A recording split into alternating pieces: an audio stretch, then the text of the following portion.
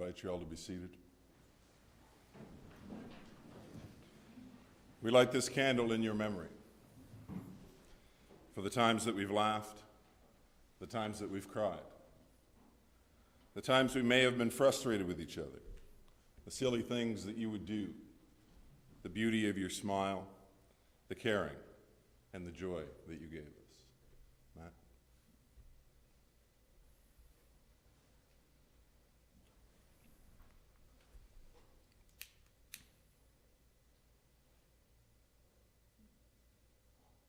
Thank you.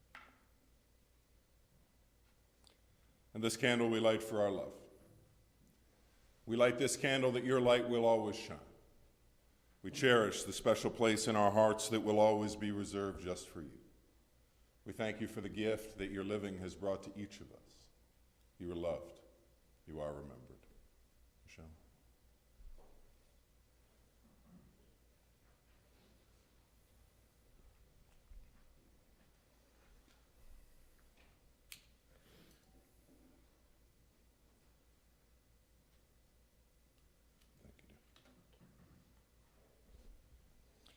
We welcome each of you today, those of you joining us here in person, those of you joining us over the miles. No matter your presence with us or apart from us, your care is felt by the family today, and on behalf of them, I say thank you. My name is Philip Smith. It's my sincere honor to have been invited to be your funeral celebrant today. As we come together as friends and family to share these moments of comfort and remembrance of the life of Anne. This place becomes sacred and special because we gather in it. We bring our lives together to reflect on the well-lived and vibrant life of this beloved and admired woman. Another valued purpose in our gathering today is to bring strength to her family. Her loving daughter, Michelle, her wonderful grandchildren, Mariah, Matthew, Michael, Samantha, and Wade, her loving great-grands, Evan and Emerson, her loving brother, Doug, and his wife, Faye, along with those that would make up the length and breadth of this extended family tree, the nieces and the nephews, the cousins, stretching far and wide. We also think of the many who were called friends and co-workers, the neighbors along this path. We take an important moment today to reflect on the lives that are no longer a part of Anne's nor ours, yet have gone on before. Her beloved daughter, Stacy, her loving parents, her sister, Maureen, and her brother, Michael, each having traveled on, now reunited with their beautiful Anne once more and for eternity. And as today leads us into further steps along this path of remembrance, I'd like us to take note together that we're stronger because we walk this journey together. We band together to provide the strength to lift each other with tenderness and the ability to listen with care in those times when it's needed most. These moments, these are our moments to stop from the busyness of our lives, to take this time to honor Anne and the life and the meaning that she brought to each one of us. And our purpose here today is not only to support and honor Anne's life and her family, but we're here today to better understand the values that allowed her to care for and support them for those 75 wonderful years. As we gather today, we demonstrate our care of them as well. And my encouragement to you today would be that you would continue to demonstrate that care in the days and months to come. The author Shannon Adler penned these words. She said, "Carve your name on hearts, not tombstones. A legacy is etched into the minds of others in the stories that they share about you." And Anne would do just that, wouldn't she? She would live a life that would see her etched into the hearts and minds of each one who would share that journey alongside her days. And for the select few, those who have shared her name, and a lifetime of Anne's love and care, the memories are laden into your hearts and minds as though put there by some master craftsman, with perfectly honed tools, leaving those impressions sharp and undeniable for your lives to come. Impressions that you will carry in your hearts and memories for the duration of your days. And so today, as we gather to journey forward, there may be tears. We welcome those. Yet we leave room for laughter. We leave room for the joy that Anne cherished in each of her days, and we come together not simply to remember her passing today, but more importantly, to celebrate her life. As we begin today, I'm going to invite several of those special voices that were able to share in the love that was Anne's life over her lifetime, to come and share their thoughts of Anne with us today. I'm going to read through the list, and then I'm going to invite you to come one after the other rather than invite you individually. Is that fair? You'll see enough of me today. We're going to start with her brother, Doug, and we're going to hear from her grandkids, Michael and Mariah, her granddaughter, Samantha, and then her daughter, Michelle. Doug, would you come?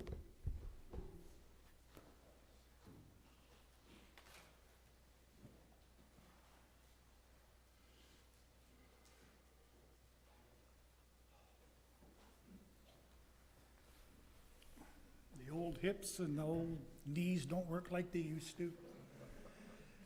Anyway, we're not here to talk about my problems, my issues. We're here to talk about my sister, who loved her family so much. And her passing just automatically made me think of a couple of instances in life that happened years ago. First time was just shortly after my father died. My mother, being from England, wanted to go home and visit with her family. I left Anne in charge. And of course, she took it, played it right to the hilt. But she was also working at the time. And she came home one evening. I'm sitting there watching TV with my brother, and she started yelling at me, screaming at me, accusing me of doing something. And the superintendent stopped her in the hallway in the apartment and told her, your brother and your two brothers broke a window, and you all have to pay for it when I get it repaired. So we started yelling and screaming at each other, and she took a step towards me, and being in my early teens, I give her a shove, and over the coffee table she went and landed on the couch. Luckily the couch was there. She got up, grabbed my arm, took me downstairs to the super's office, knocked on the door, he answered, and he goes, this isn't one of the boys that broke the glass. And she goes, what? Oh, no, it wasn't him. Well, she went up one side of him and down the other, took me out, we got in the elevator. And so I'm a little nervous. I said to her, are you going to tell Mom that me pushing you over the table? She goes, not if you don't tell her about me yelling and screaming at you for no reason. And then she turned to me and said, what do you and Mike want for dinner? And we went upstairs. So that just shows you her thoughts of her family and her love for her family started back then. And a few years later, on a Sunday afternoon, we had dinner at my mom's. Maureen, our sister, and Don, her husband, were there for dinner. And for some reason, Anne and Maureen got into it in the living room. And we all just sat there, stared. Don says, I've had enough of this. He got up and stepped in between the two of them. Well, they jumped all over him, saying, you can't talk to my sister like that. You can't grab her. And within 2 minutes, it was all forgotten. But that's the last time Don stepped in something between the two of them. And we used to go on picnics, Dave, up to Uxbridge on weekends, family. And that's all she wanted was family, family, family. And then in later life, she's had it rough, I'll tell you. My brother-in-law, Don, passing away at a young age, gone. My mother, my sister, our brother, and then most of all, Stacy. I think that took it out of her and took it all of us.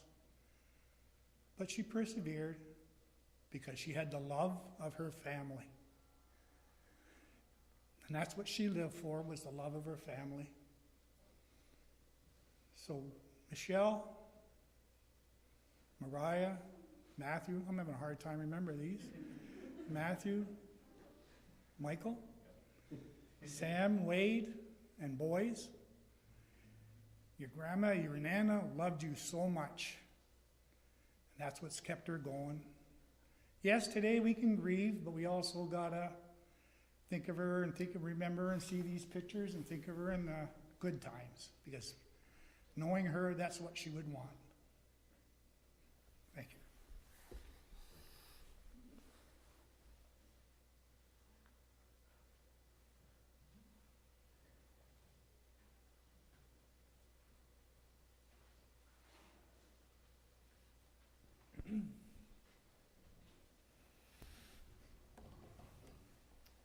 Didn't really prepare anything official, but that's kind of how my Nana rolled too, so I think she'd like that. My Nana, and obviously I knew her as my Nana, but to a lot of people she was a lot of different things. Sister, mom, an aunt, a friend, a coworker, but I think most of all she was a caregiver and someone you could depend on. She was also, like, it's funny, she had so many different facets of, she could be your Nana who's cooking you Thanksgiving dinner, making sure the turkey's in the oven at 6 a.m., even though we don't eat till 6 p.m. But she could also be your best friend who you watch Real Housewives with, or talk about pop culture with. One of my fondest memories of her, and I guess it's over time, so it's more like her personality. I'd get home from work, or my sister would get home from work, and sometimes after a long day, you just want peace and quiet, be to yourself, anything like that. Nothing's really wrong, you're just kind of to yourself. 5 minutes after I walk in the door, my Nana would text me, "Everything okay? You seem kind of quiet."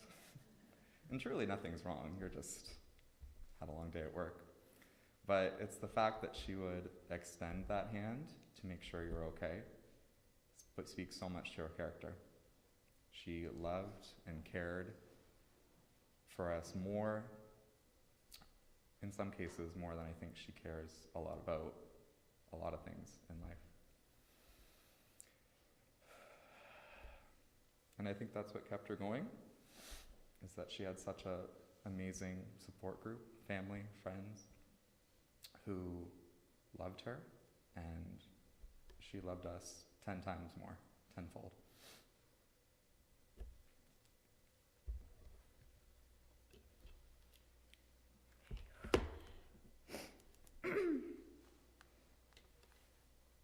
Hi everyone, I'm Mariah. I'm my Nana's youngest grandchild, and I just want to, on part of me, my brothers, my cousin, kids, my mom, thank you for coming today.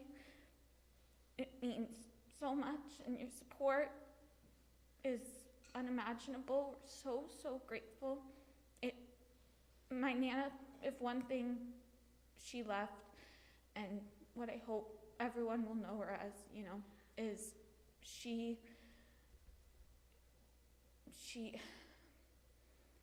nothing meant more to her than friends and family. And if you cared about someone, and if they cared about you properly, she's never let them go. Never let them go. Keep them in your circle. And I value that so much from everyone being here. I've had something prepared, but it just doesn't feel right to say a lot of stuff. But I was fortunate enough to have a relationship with my Nana, where since the day I opened my eyes, I spent every single day with that woman. And I'm so grateful for every second of it. And we had a routine, we had a daily routine of I'd wake her up, I'd text her, I'd say, I'm leaving in 10 minutes. Can you come down and watch the dogs? Which she said, okie dokie, I'm coming. I'd let her know there was a coffee all ready, 1 cream, 1 sugar, heated on the counter, ready for her. I think that made her move a lot faster, honestly. Other than that, she would stay in that bed all day. She'd come downstairs, she'd say, have a good day, and we always said, love you, bye. In our household, if you were there, if you came in, you came out, you always say, I love you, goodbye, always. And I always took that throughout the day. You know, my Nana's at home, she'd text me random updates of my brothers or my cousins. She'd say, Mike's at work till 6. Okay, does not have anything to do with me, but she wanted everyone to know. Matt came by, he wanted stir fry for dinner. There's extra for you on the stovetop, no peas. I know you don't like peas in it. Sam came by, she took me to the store, you know, and she'd give me all these updates throughout the day, and I would just look at my phone and be like, okay, thank you so much. I will see you later. We live together. I will see you in 2 hours. And I'd come in the door from work, and like my brother was saying, you know, you'd have the longest day, and she would make sure she asked her questions.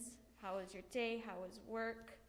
Oh, everything was quiet here. Everything was good. The dogs were good. She always made sure to make sure you were good, to let her know she was good. She never wanted you to worry about her, what she was doing. She just wanted to make sure everyone else was good. And I'm so thankful for that. And I'm so thankful for that. Because not many people can say you got someone like that. A lot of us here that knew my Nana, to have someone that just genuinely cared, that genuinely wanted to ask questions and did not matter the topic, anything, that would sit there and listen. That's such a rare character trait to come by. And she loved it so much. And I'm so thankful for her. And thank you so much again for coming. And I love my Nana. I love you, Nana. And for the rest of my life, I'll carry her with me because, you know, those every days we spent together, that routine, it just doesn't go away. And I find so much peace in that, and I hope you guys too find peace in that routine that we had with her, those little texts, those questions, those little character traits. She will always be there. I fully believe that. So thank you so much. Thank you.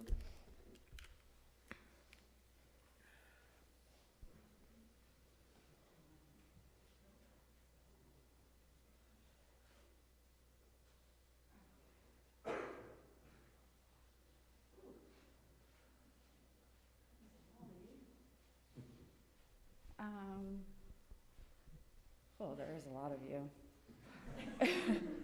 Thankfully, most of you have an embarrassing story already to tell about me at some point in life, so this is a little easier. I'm Samantha. I am Anne's eldest grandchild. I'm fortunate. My Nana was young when I was born, so I was able to have a very unique relationship with her. We got to share things with each other that not every child gets to share with their grandparents. Some things I can't necessarily share with you guys right now. She carried that on with my children too, in the fact that she adapted so much, like Mike said, to the pop culture. When she learned how to text, she would text LOL at the end of everything she sent. And I was like, do you know what that means? And she's like, yeah, lots of luck. And I'm like, no, it means laugh out loud. And sometimes it was serious things, so I thought she was laughing at me. And she would text the boys every day. And I think Rye hit it on the head with the random updates, and she would do that with all of us too. And she would text every night before the first day of school and tell them, like, you know, have a great day, and she'd call and speak to each and every one of them. I don't know. Sorry, guys. I'm just winging it too. I think we all just went with Nana's way today.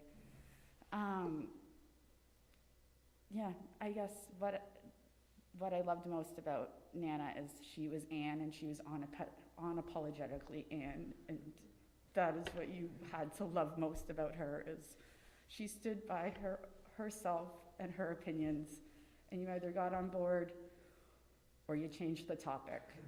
That's what happened. And she wasn't just like that with us. She took everybody in. My friends all know her as Nana. I don't know the last time I introduced her to someone as Anne. It was always, this is Nana, and that's who she became. And she treated you just like she treated us. And if you came down to visit and your kid was too loud, she'd look at you and say, God, she doesn't shut up, eh?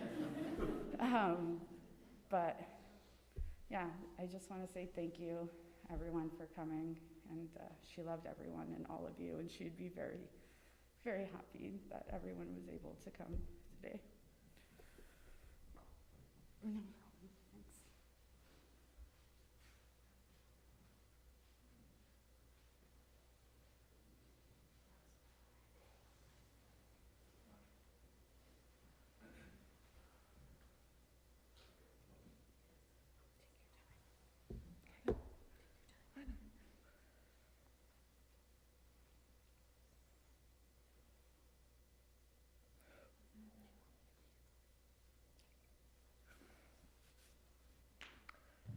I just wanted to say thank you to everyone, especially for the last week, for your phone calls, your support, your messages. Dad, your phone calls and your phone calls. I may not have got back to you, but know that we read everything, and I appreciate it. I want to say a special thank you to my mom's PSW, who looked after her the last 8 months. She literally saved us, kept our sanity, and became my mom's new favorite person, which kind of helped the rest of us, so those messages constantly kind of went towards her instead of us. And to the nurses at Lake Ridge and Sunnybrook, except Kelly, not nice, but otherwise, she's not here, it's fine. Is he your cousin? No. I mean, even if it was, she's not nice. They were phenomenal. They snuck us in, not us, me, cheeseburgers, and helped make the last couple of days just bearable.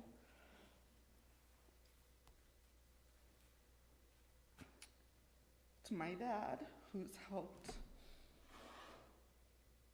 keep us all together, my work family, my kids who have picked up the slack when I couldn't and looked after her, moved her from her chair to another chair, got her pills. It made every day easier.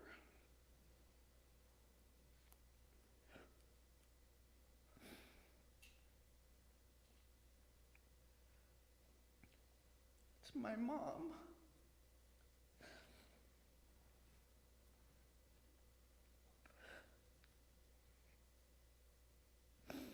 I know she's where she wants to be, but I also know she wouldn't have left if she didn't think we were okay.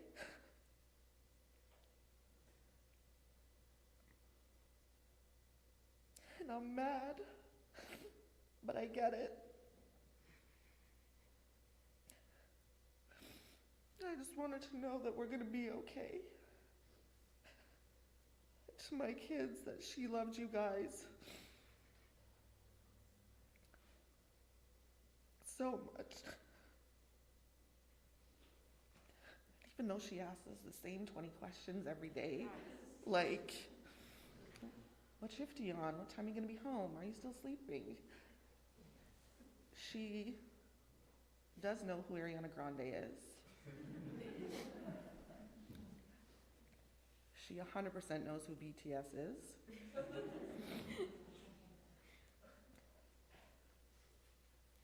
And they're right when she say if she loved you, no matter what.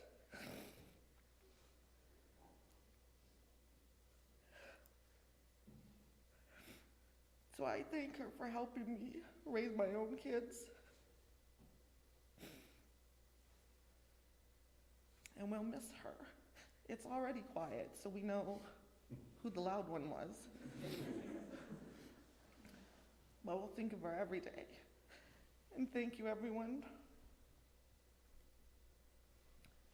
for everything you've done, your messages, and we are gonna hug when we leave. I appreciate it. Thank you very much for coming today. And I love you, Mom.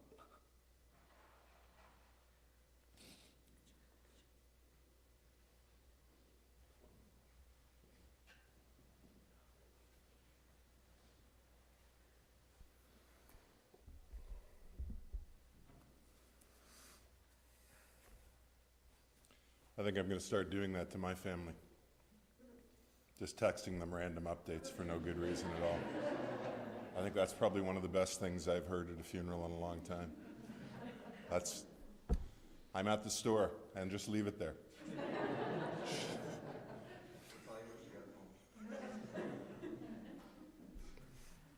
Love it.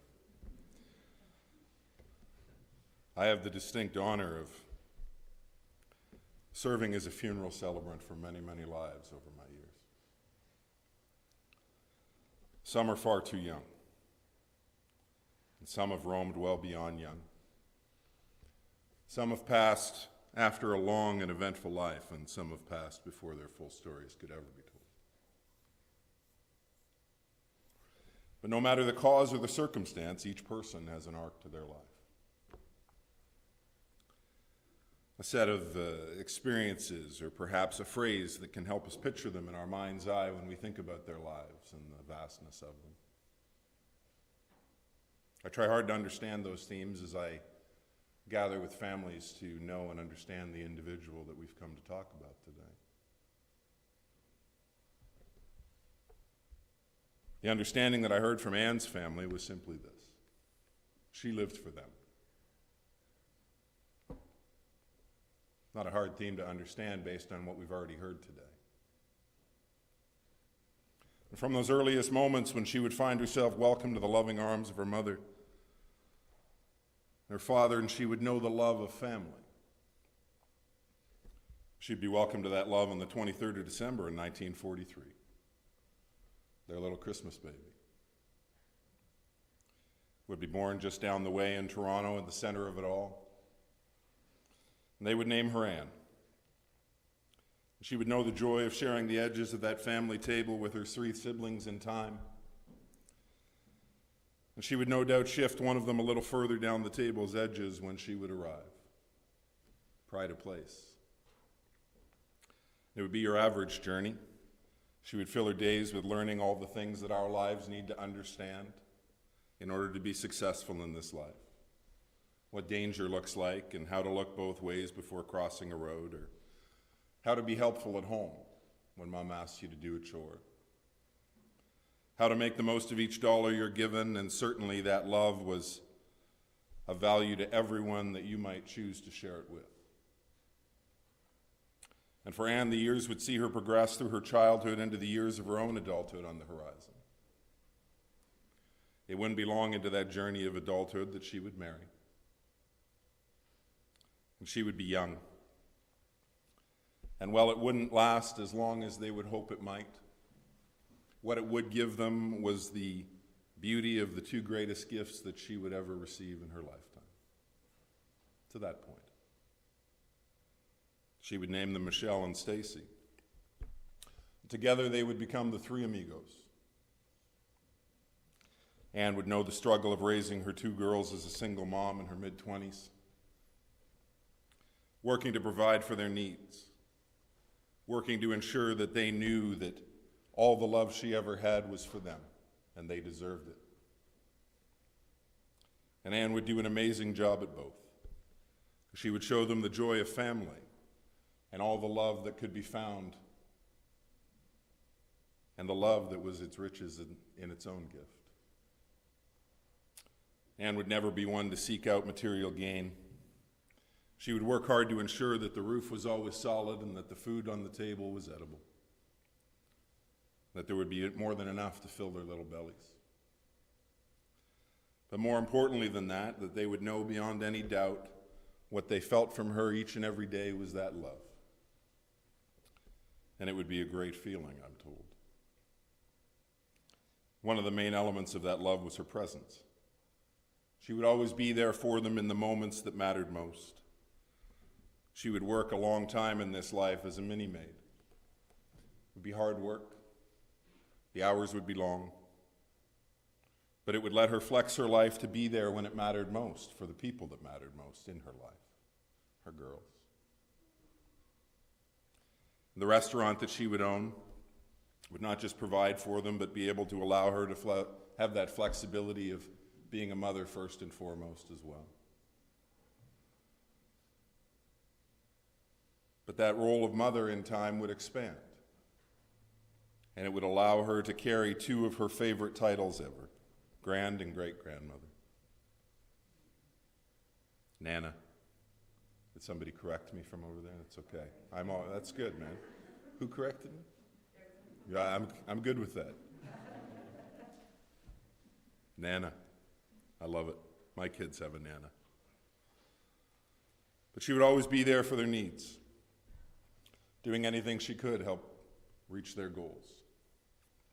She would share her life with Cal for many years, the two of them finding love and life together. When he would pass, the doors of Chez Michel would open and invite her in about 25 years ago now. She would become a welcome presence in each of their lives, each and every day, as we've already heard. It would become her happy place, that shared life with her daughter and her family, the grands that would welcome her each morning. They would become something that would not only enhance her life, but would enhance each of theirs as well. She would adore them. She would making sure that before they ever left the house in their youth, they were fed and clean and ready to face the world. She would make sure that their lunches were packed and there was a treat as well as some nutrition. I mean, even though they were in their 20s, Anne was still making sure that they were cared for. And in return, they would ensure that she had what she needed. They would be her suppliers of cheeseburgers and onion rings in the black market. She would be ever so grateful for the hookup every time it came, I have no doubt. Because when Michelle said yes, the kids said, when Michelle said no, the kids said yes. And she and Michelle would enjoy the sun and sand of Mexico together when Anne was just about 60. I can see her on the bar top at Senior Frogs now. I have no idea if they went to a bar at all, folks. It would be her first big trip since she was about 19. And she would make the most of it, loving the ocean waves, no drought, drinking a drink too large for one hand to carry up. And she would be there for them in the big and the small ways that mattered most. Michelle noted that if you came home and announced that I needed 200 shortbread cookies for a bake sale tomorrow morning at the kids' school, Anne's only response would be, "I'm on it." And they'd be ready to go the next morning. She came home from a work event and needed Caesar salad for 200 at work. "I got you." Anne was there. If there was a mouse in the garage terrorizing the car, well, the answer to that was simply, go get Nana. Tell her to bring the bat. And the problem would be solved. I I doubt she took a bat into the garage and killed a mouse. And as much as she would be there for each of them to make their lives brighter and richer, she would have her limitations as well. When Stacy would take ill in her 20s, the diagnosis would be terminal. Anne would do everything in her power to turn back the hands of time, but to no avail. She would walk that loss alongside the family that she loved so greatly. Together, they would slowly pick up the pieces and rebuild from what was left. Learning the new reality of living a life with that missing element would be a challenge for each of them, but they would soldier on together. Alongside Michelle, they would carry on and find the small joys that would make life livable, even in the shadow of such significant loss. They would fill their lives with the love of Blue and Church and Storm, her grand dogs, pit bulls if you haven't met them. And they would love her. They would be a constant sight beside her anywhere she might be in the house. It may have been that she had a tendency to drop food now and again, but we'll never know if that was purposeful or not. And she would adapt to the tastes and joys of young lives that would surround her own. No matter what was on, Nana was game. Whether it was another run of a Twilight movie or a Saturday night hockey game, there would never be any hesitation. What's on? Okay. And into your life she would make her way for that time shared, enjoyed, and built into memories. Michelle was honest enough to say that Mom would watch the stuff that she never would, so it was perfect. Oh, don't get me wrong. Anne had her own shows. She'd love to watch that when there was no lineup for the TV. They'd be limited to the goings-on at the addresses that lined Coronation Street, for example. Her daily fix would be the newsreel on CP24. No doubt texting Michelle all the updates that had come in on the news. But when she was feeling a little saucy, you know how Nanas do. She'd put on her favorite show, sit there quietly for about 45 minutes, soak in the beauty of the silver fox that we know as Mark Harmon, as he would lead the team at NCIS to another successful arrest, and breathing a sigh of relief at the end of the episode because success had been found again by Mark and his team. If I cared about the show, I would have learned his name in the show, but my point is proven. He has a following. She would fill her life with the sounds of Willie Nelson and Kenny Rogers. They would be the backdrop to her days. And if the Grands had a new tune that caught her attention, well, she might just dance along to Mariah Carey or BTS, just to keep things fresh.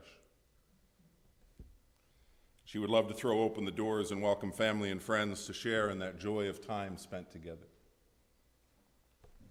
Whether it was a Christmas meal or a birthday dinner, she would pull out all the stops and feed them in the most festive style that she could imagine. Now, I noted earlier that she had had a restaurant. I'm also certain by this point that she had a cook for that restaurant, simply because Anne believed you could boil anything and it would taste good. Just ask the family about the wonder of boiled roast beef and a side of cabbage. I can see you all reaching for the barbecue sauce now. Which is amazing to me because she loved hickory sticks so much. Don't forget the dart chaser, right? That's a cigarette for those too young to know what a dart is. And while her style of cooking would at perhaps times stray, the love in her heart for those that she would give those skills to, well, that would grow each and every day, even to her last. as her last act of love would make them food. Her heart would love to give. And while some have used the phrase, she would give you the shirt off her back, Anne literally would give up anything to enhance the lives of those she loved. For her, the value of $5 might have well been $1 million. But she would never want to spend it on herself. In the course of her lifetime, she would give herself all she had to her nieces and her nephews, her grands, her great-grands, her own children as well. It would be that selflessness that would provide her with all the riches she could have ever hoped for. And in return, they would make sure that she was able to enjoy her trips to Walmart, the occasional plate of fries with the perfect gravy. She had good taste, Anne did.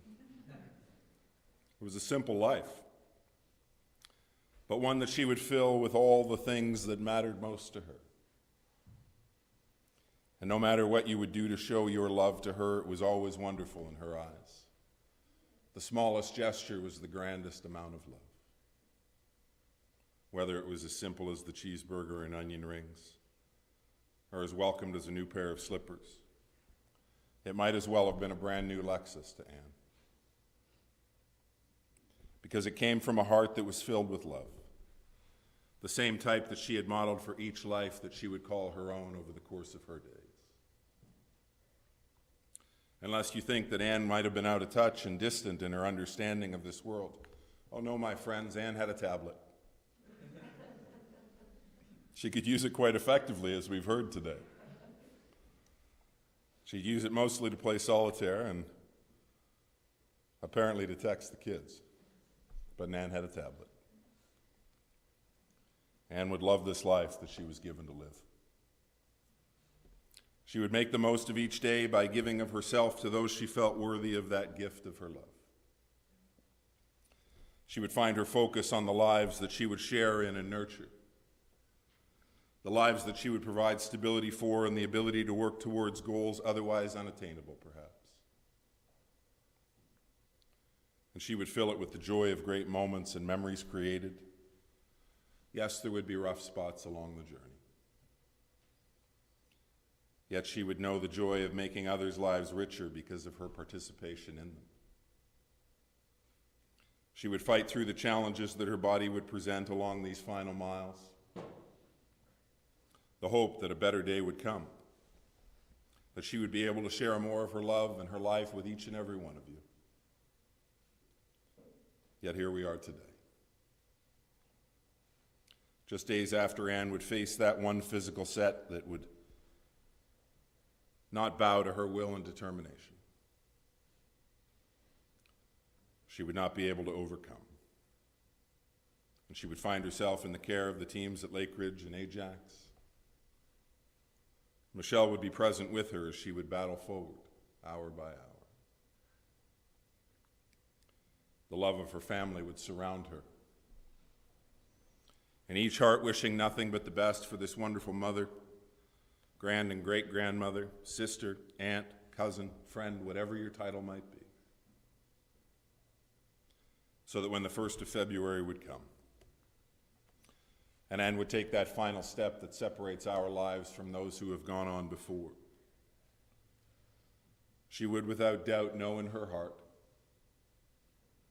that she had lived a life that was filled with loving and caring.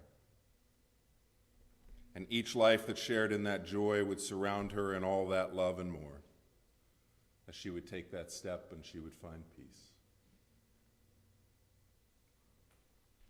For those of us that remain, we can find hope today in the knowledge that in hearts that love, memories never need to die. And Anne can live there long and fresh into our memories, vibrant, bringing beauty and love throughout all your days to come as well.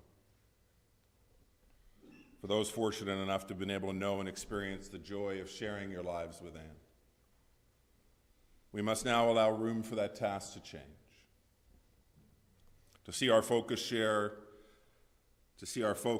to the care and compassion given and shared with the family in the days to come as well.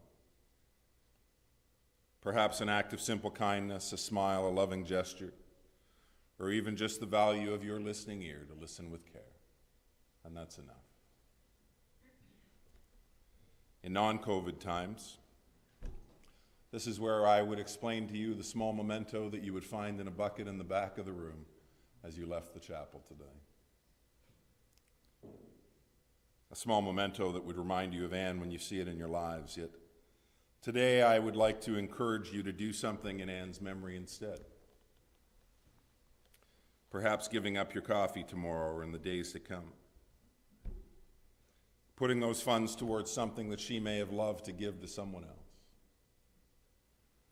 Perhaps you'll add a cheeseburger and onion rings to the order for the car behind you at the drive-thru. I got a bonus chicken nugget in my fries last night. It was wonderful. So I know how exciting that would be for somebody. Perhaps you'll provide an outlet for someone else's growth and development. Maybe you'll give an extra good hug, or make time to chat with someone who needs your love and care and attention. Whatever you do to bring action to her memory, I know it's the right thing. Because it will be inspired by the love and the example that Anne's life has given you each to follow. As we prepare to leave the chapel today and head back into the busyness of our own lives once more,